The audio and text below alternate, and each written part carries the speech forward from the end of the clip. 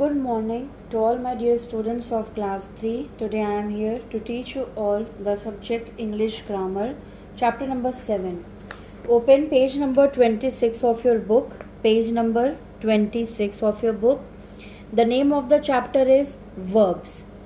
सबसे पहले आज की डेट राइट करेंगे, that is 26/8/2021. Read the following sentences. Anil rides a bike. Second, Tanya writes a story. The words rides and writes tell us about what Anil and Tanya does. They are called verbs. So किसी भी sentence में जब ये पता चलता है कि person काम क्या कर रहा है, ठीक है, जैसे reading, writing, dancing, eating, drinking, sleeping, ये जो शब्द होते हैं इनसे हमें पता चलता है कि कार्य क्या हो रहा है, काम क्या हो रहा है. इन वर्ड्स को हम वर्ब्स कहते हैं. Verbs tell us what people, animals और things do. Thus, verbs are also called doing words और action words. Verbs हमें बताते हैं कि इंसान या जानवर या चीज़ों से क्या हो रहा है. Verbs को doing words या action words भी बोला जाता है. Verbs tell us what a person or thing does. अब जो पर्सन कर रहा है इसका एग्जाम्पल है, जैसे रविंदर राइड्स अ साइकिल. रविंदर क्या कर रहा है, साइकिल चला रहा है. तो इसमें राइड्स वर्ड क्या है, verb. The cat jumps on the bed. Cat क्या कर रही है, कूद रही है. तो वर्ड जम्प्स क्या है, हमारा verb.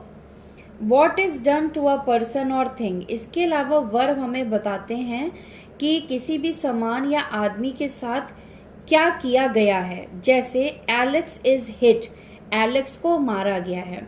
The door is opened. तो यहाँ पे जो दो शब्द हैं इज और इज, ये दोनों हमारे वर्ब हैं. इसी तरीके से व्हाट अ पर्सन और थिंग इज, पर्सन या थिंग क्या है. The cat is injured. The water is blue in colour. What a person has, person के पास क्या है.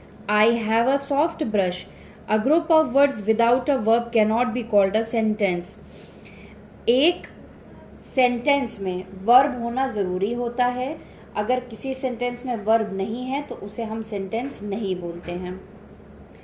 A verb is an action or doing word and tells what a person, animal or thing does.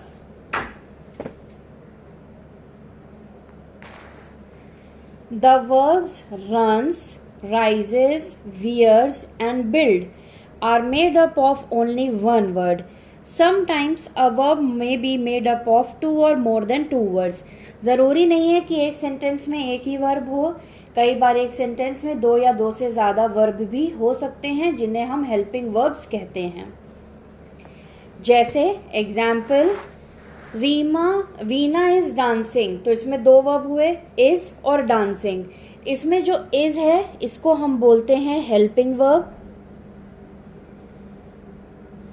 और dancing है main verb. Helping verb हमेशा main verb के पहले आता है, ठीक है, क्योंकि इससे आपको पता चल रहा है कि वीना क्या कर रही है. चलिए अब एक्सरसाइज देखते हैं. Number A, underline the verbs in the given story. Gangu monkey was sitting on top of a tree, hungrily devouring bananas. As soon as he finished one banana, he threw the peel down and started on the next one. Suddenly he noticed a cow chewing the peel that he had thrown and looking up at him from time to time. Gangu liked the cow. He climbed down the tree and spoke to the cow, whose name was Kali, and the two became the best friends. Gangu monkey was sitting, main verb sitting, helping verb was. On top of a tree, hungrily devouring bananas. क्या कर रहा था, bananas को खा रहा था. तो devouring को अंडरलाइन करिए, was sitting को अंडरलाइन करिए. As soon as he finished one banana, he threw the peel. Finished और three की अंडरलाइन करिए. Noticed, chewing, thrown, looking, liked, climbed, spoke, was, became, ये सब क्या हैं? ये सब हमारे verbs हैं इस पैराग्राफ में. Look at these sentences. Some verbs have objects and some do not. चलिए नेक्स्ट देखते हैं क्या ये कहना चाह रहा है. Verbs that take objects are called transitive verbs. जिस verb में ऑब्जेक्ट हैं उन्हें हम ट्रांजिटिव कहते हैं और जिस सेंटेंस जिस वर्ब में ऑब्जेक्ट नहीं है उन्हें हम इनट्रांजिटिव वर्ब्स कहते हैं. Underline the object that answers the question what in the following sentences. The first one has been done for you. Number 1. The pony loves apples. तो पोनी किसको लव कर रही है? एप्पल्स को. ऑब्जेक्ट बेसिकली क्या होता है? किसी भी सामान को. तो किसी भी सामान का जो नाम होगा या किसी भी चीज का जो नाम होगा उसे हमें अंडरलाइन करना है. The man bought a computer. Underline computer. It is an object. The maid is washing the clothes. Clothes is object. The boys dug a hole. Hole is object. The ducks ate worms. Worms is object. My grandfather built a castle. Castle is a object. Pick out the verbs in the following sentences. Write the transitive verb in the column and the intransitive verb in the second column. If the verb is transitive, write the word which is its object in the middle column. The first two have been done for you. ये कह रहा है, ऊपर ये sentences दिए हैं 1 से लेके 20 तक. आपको बताना है पहले वर्ब सेंटेंस में ट्रांजिटिव वर्ब है कि नहीं. अगर है तो वो कौन सा ऑब्जेक्ट है, नहीं है तो उसको आप लोग डैश कर देंगे. ठीक है, चलिए स्टार्ट करते हैं. The bells are ringing. ये ट्रांजिटिव नहीं है क्योंकि इसमें कोई ऑब्जेक्ट नहीं है, इसीलिए आप लोग क्या करेंगे, पहले कॉलम के आगे यहाँ पे डैश लगा देंगे. ये आर सिंगिंग गलत बुक में दिया है, इसको कट कर दीजिए. इसको बस यहाँ पे एक डैश लगा देंगे. Second, the grocer sells T.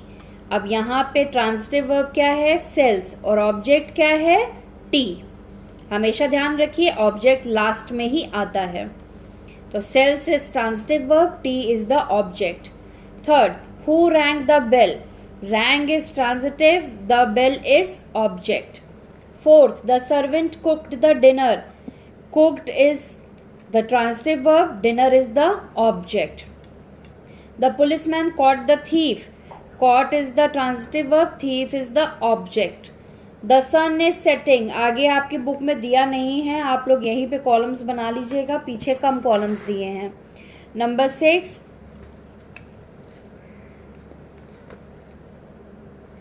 6 में आने से पहले एक मिस्टेक बाय मिस्टेक मैंने बता दिया.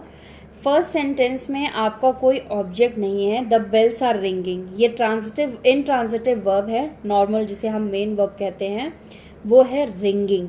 यहाँ डैश नहीं करेंगे, यहाँ लिखेंगे रिंगिंग. ठीक है, चलिए number 6, the sun is setting. No transitive verb, no object. Word कौन सा है? Verb, intransitive verb, setting. Number 7, the Rajputs fought well. No transitive verb, no object, intransitive verb, fought. The wind was blowing. Number 8, सिर्फ intransitive में लिखेंगे blowing.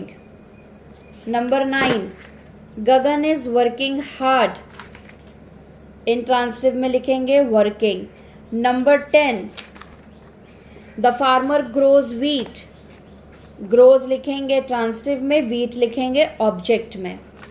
Number 11, the birds are singing. कोई transitive verb नहीं, कोई object नहीं, intransitive में लिखेंगे are singing. Number 12, the girls sang songs. Sang लिखेंगे ट्रांजिटिव में, सॉन्ग्स लिखेंगे ऑब्जेक्ट में, इनट्रांजिटिव में dash.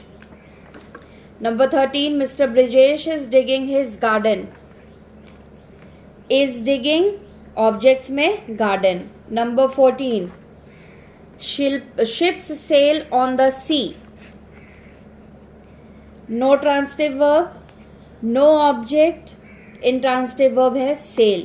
Number 15, the train started. No transitive verb, no object, started is intransitive. Number 16. The postman has brought a parcel. Brought transitive, parcel object, no intransitive verb. Number 18. The girls are smelling flowers. No transitive verb, smelling transitive verb, flowers object, no intransitive. Number 19. Mrs. Reena is knitting a jumper. Knitting transitive, jumper object, no intransitive verb. Number 20. The butcher sells meat. Sells transitive, meat object, no intransitive verb. ये exercise जो है exercise number B, ये आप लोग अपनी copy में करिएगा. ये जो क्वेश्चन दिया है इसको आप लोग अपनी कॉपी में करेंगे, राइट डाउन करेंगे. अभी मैं लास्ट में समझाऊंगी कैसे करना है, क्योंकि बुक में इनफ स्पेस नहीं है कि आप लोग कर सकें. Next exercise number A. Make nouns from these words by adding ER और OR if required. May change in the spellings. यहाँ पे कुछ वर्ड्स दिए हैं, इन वर्ड्स के बाद ER या OR ऐड करके हमें इनको नाउन बनाना है, और अगर किसी स्पेलिंग में चेंजेस करने की ज़रूरत पड़ेगी उसको नाउन बनाने के लिए तो हम उसको चेंज भी करेंगे. Vendor, when becomes vendor, we will add OR. Work becomes worker, ER. Sail becomes sailor, OR. Swim becomes swimmer. अब स्विमर जब बनाएंगे तो M जो है 2 बार हो जाएगा. ठीक है. वेंडर कौन होते हैं? सामान बेचने वाले. वर्कर्स कौन होते हैं? काम करने वाले. सेलर जो शिप चलाते हैं. स्विमर जो स्विमिंग करते हैं. तो वर्ड दिया है, इसे हमें नाउन बनाना है. ड्राइव, ड्राइवर, सिर्फ R ऐड करेंगे. Learn, learner, ER. Teach, teacher, ER. Act, actor, OR. Decorate, decorator, OR. अब जब OR ऐड करेंगे तो यहाँ पे जो E दिया है इसको हटा देंगे. राइट, राइटर, सिर्फ R ऐड करेंगे. Hang, hanger, ER. Compound, compounder, ER. Exam, examiner, सिर्फ R ऐड करेंगे. Sleep, sleeper, ER. Next, opposite verbs. अब यहाँ पे क्या है? यहाँ पे वर्ब्स दिए हुए हैं. Write the correct number next to the words. अच्छा, अब देखिए, सबसे पहले हमें क्या करना है, ये पिक्चर्स देखनी है नंबर्स के अकॉर्डिंग. ठीक है. अब जैसे सबसे नंबर 3 पे देखते हैं क्या लिखा है. नंबर 3 पे क्या हो रहा है, यहाँ पे